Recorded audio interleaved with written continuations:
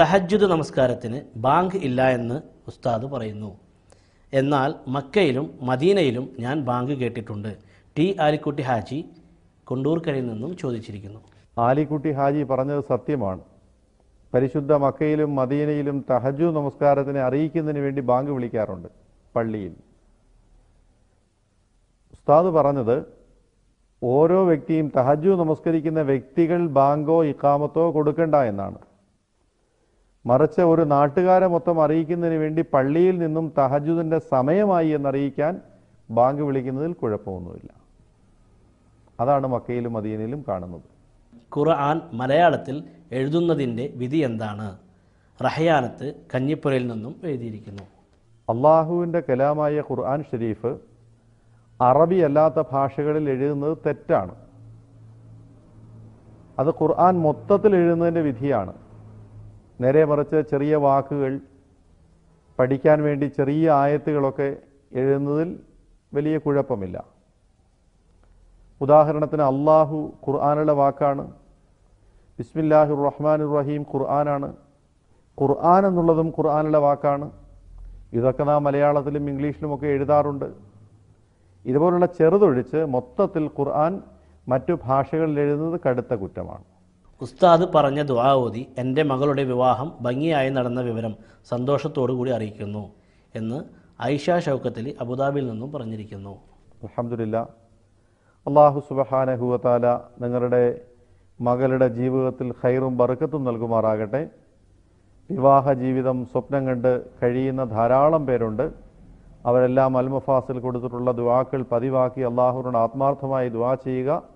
അള്ളാഹു വിവാഹം എളുപ്പമാക്കി തരും ഇൻഷാ അല്ലാഹ്. ഭക്ഷണം കഴിക്കുന്ന ആളോട് സലാം പറയാൻ പാടില്ല എന്നുണ്ടോ? ആസിയ കൊണ്ടോട്ടിയിൽ നിന്നും ചോദിച്ചിരിക്കുന്നു. കയ്യിലും വായിലും ഭക്ഷണം ഉണ്ടായിരിക്കുകയും മടക്കാൻ ബുദ്ധിമുട്ടാവുകയും ചെയ്താൽ അവരോട് സലാം പറയേണ്ടതില്ല. അതല്ലാത്തവരോട് സലാം പറയുന്നതിൽ വലിയ കുഴപ്പവുമില്ല. ഭർത്താവിൻ്റെ മയ്യത്ത് കഫൻ ചെയ്തതിന് ശേഷം ഭാര്യയ്ക്ക് ഉമ്മ വയ്ക്കാമോ? മിസിസ് താജുദ്ദീൻ ഒരുമനയൂരിൽ നിന്നും ചോദിച്ചിരിക്കുന്നു. അങ്ങനെ ചെയ്യൽ അനുവദനീയമാണ്. പക്ഷേ അത് പ്രോത്സാഹിപ്പിക്കപ്പെടുന്നില്ല, അതിന് പ്രചോദനം കൊടുക്കപ്പെടുന്നില്ല.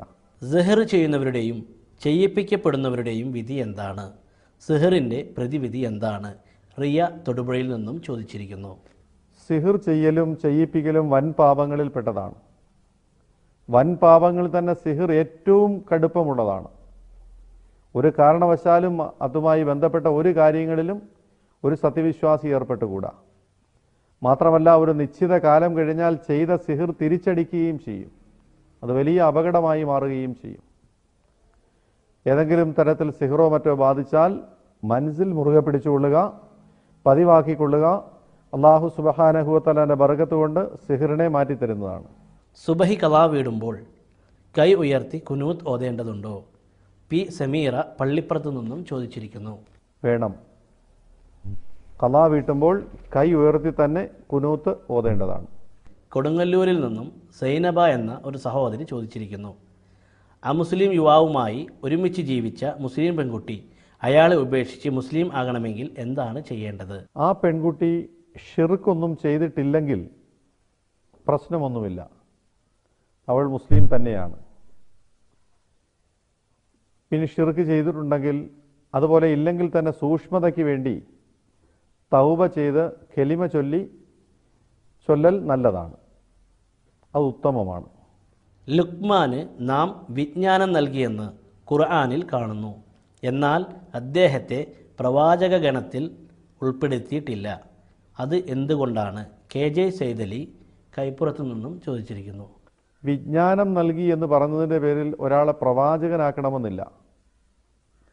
ലുക്മാനുൽ ഹക്കീം എന്ന് പറയുന്ന ആ മഹാനേക്കാൾ ഉന്നതരായ, അല്ലെങ്കിൽ അദ്ദേഹത്തെ വിശേഷിപ്പിച്ചതിനേക്കാൾ മെച്ചമായ വാക്കുകൾ കൊണ്ട് ഖുർആൻ പലരെയും വിശേഷിപ്പിച്ചിട്ടുണ്ട്. അവരൊന്നും പ്രവാചകരല്ല താനും. ഉദാഹരണത്തിന് മറിയം, അള്ളാഹു എത്രയോ ബഹുമാനിച്ച് ആദരിച്ച് ഒരധ്യായം തന്നെ അവതരിപ്പിച്ചു. പക്ഷെ മറിയം പ്രവാചകയല്ല. അതുകൊണ്ട് ഇത്തരം വിശേഷങ്ങളുടെ പേരിൽ പ്രവാചകന്മാരിൽ പെടണമെന്നില്ല. വളരെ ചുരുക്കം പണ്ഡിതന്മാർ അദ്ദേഹത്തെ പ്രവാചകന്മാരിൽ പെടുത്തിയിട്ടുമുണ്ട് എന്നറിയുക. 13 വയസ്സിൽ മരണപ്പെട്ടുപോയ എൻ്റെ മകനെ സ്വപ്നം കാണാൻ വേണ്ടി അള്ളാഹുവിനോട് ദുആ ചെയ്യുന്നതിൽ തെറ്റുണ്ടോ എന്ന് ഫാത്തിമ ബീവി കളിയിക്കാവിള എന്നിൽ നിന്നും ചോദിച്ചിരിക്കുന്നു. ഒരു തെറ്റുമില്ല. മകനെ സ്വപ്നം കാണാൻ വേണ്ടി ദുആ ചെയ്യാം. അള്ളാഹുവിനോട് ആ കുട്ടിക്ക് സ്വർഗത്തിൽ ഉന്നത സ്ഥാനം നൽകുന്നതിന് വേണ്ടി എപ്പോഴും ദുആ ചെയ്യുക. അള്ളാഹു അനുഗ്രഹിക്കട്ടെ. ബക്കറ്റിൽ എല്ലാവരുടെയും വസ്ത്രങ്ങൾ ഒന്നിച്ചിട്ട് കഴുകുമ്പോൾ മുകളിൽ വെള്ളമൊഴിക്കാതിരുന്നാൽ നജീസ് പോകുമോ? ഉദ്യോഗമണ്ഡിൽ നിന്നും ഖദീജ എം അലി ചോദിച്ചിരിക്കുന്നു.